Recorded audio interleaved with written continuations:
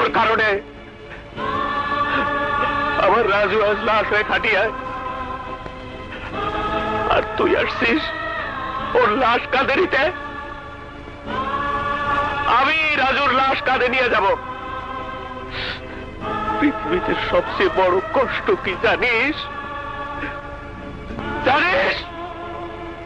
বাপের কাঁধে সন্তানের লাশ।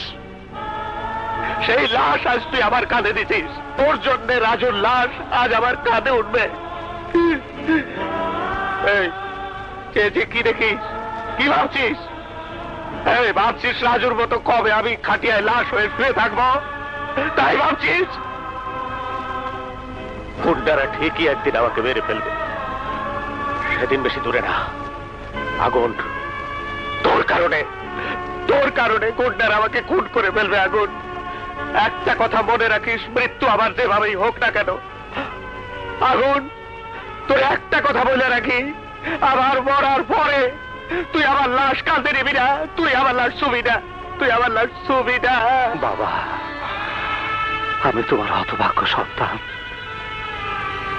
বাবার প্রতি সন্তানের যে দায়িত্ব তা আমি পালন করতে পারিনি। তোমার সুখের বদলে দুঃখ দিচ্ছি,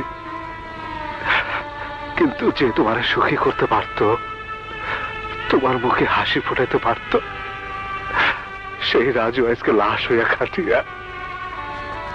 ওর জন্য তোমার মুখে অনেক কষ্ট। কিন্তু বাবা, রাজু আমার ভাই, তোমার একই রক্ত। ওর আর আমার শরীরে